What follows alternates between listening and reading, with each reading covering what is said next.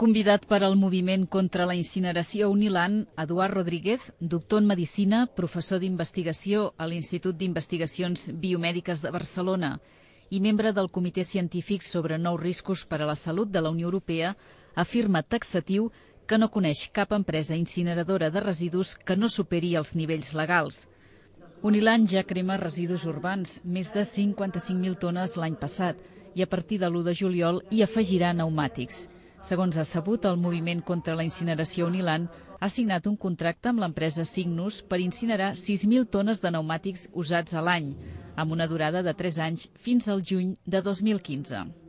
Ahir, en una xerrada a l'Escorxador, Rodríguez explicava que tota incineració emet productes químics, alguns generats per la pròpia incineració, destacant per la seva greu repercussió en la salut les dioxines i els furans. Aquests contaminants són molt potents i en quantitats molt petites ja ocasionen efectes a mig i llarg termini. El professor Rodríguez explicava que alteren els àcids nucleics i el funcionament de l'organisme, provocant, entre altres malalties, càncer. Hi ha efectes que són hormonals, que són efectes de masculinització o feminització per efecte d'aquestes substàncies, de les dioxines.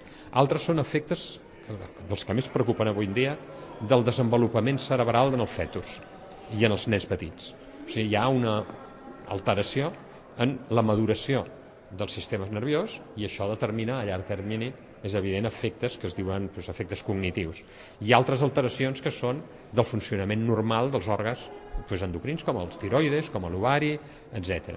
I a més llarg termini encara hi ha altres efectes que són fonamentalment el de càncer.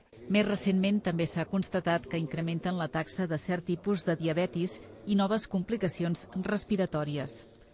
Quant a la seva repercussió, Rodríguez desmenteix que només afectin la zona més propera a la cimentera o a la incineradora. Aquesta tesi, diu, és vàlida per als contaminants que són inhalats, que només són una petita fracció. Segons explica el professor Rodríguez, la fracció més important ens arriba a través dels aliments i tots hi estem exposats. En aquest sentit, també alerta sobre la repercussió en el vi del Penedès.